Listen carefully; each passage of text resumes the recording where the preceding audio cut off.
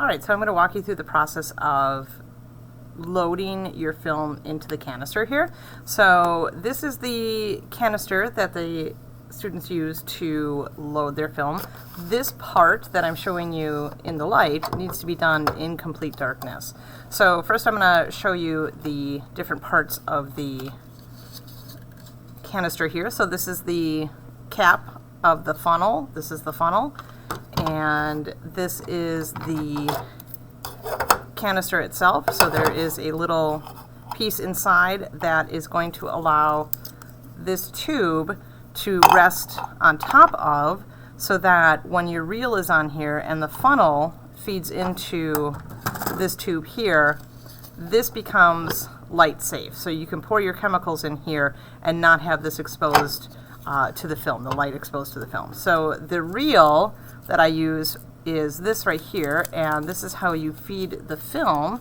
And this comes apart, so you have these little grooves in this side of the reel and these little knobs over here. So you just feed that part into the reel. So what I have the kids do is this part here goes to the bottom. I make them put that on, and they arrange everything in complete darkness, so the cap on, so they have the least amount of futzing to do in the dark room. So the film itself, I usually keep the film in the fridge. So this is, I'm going to sacrifice this roll here. This has not been taken any pictures on because it does still have this hanging out here. But if there were pictures taken on this, and this is 36 exposure, I usually do 24 exposure for my students, the film would be all rewound back into its canister here. So this is actually light safe.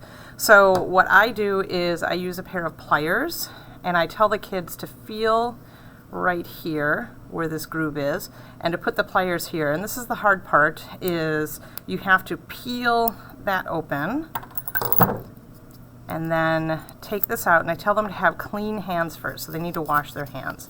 So in the dark they have to feel to cut their film, try to get it as straight as possible there, and then take it off of the reel, unravel it here.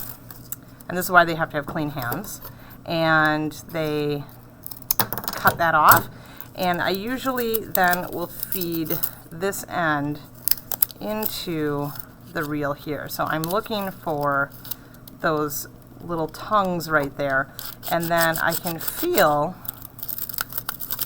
the film feeding into the reel. And what they need to do is they need to listen for any kind of crunching, and if they get stuck like this, it's not going to advance anymore. So you want to make sure that there's no broken little squares on the side here. That's going to prevent it from going forward. But then you'll be able to feel that the film has gone all the way through. So then I make sure that the bottom of that tube goes down like that, and then they can put the top on, and then they are light safe. So when they are filling up the chemicals, they would just then take off this cap, pour the chemicals in, and they would watch to see the liquid filling up in the middle there, and they don't want it to get into this part here. They just want to keep it down in the tube area. That means the whole canister is filled with your chemicals, and then the same thing, they can pour it out like that back into the bottle. I have a funnel that goes into the bottle. And then how they need to agitate, so like for developer, it's 1 minute of full agitation, and then they set it down, and then they agitate for 10 seconds and set it down for 50 seconds, 9 minutes total, is you want to rotate.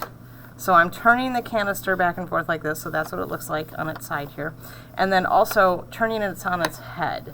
So it's like kind of like a washing machine, but then flipping upside down. So you want to agitate around and up and down like this, so that all the chemicals get all around into the canister. And then they set it down for that 50 seconds, pick it up for 10 seconds, agitate. I usually have a clock in my room with a second hand going around.